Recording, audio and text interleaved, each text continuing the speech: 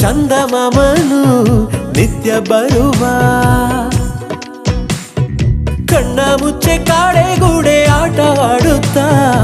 ಇಲ್ಲೇ ಇರುವ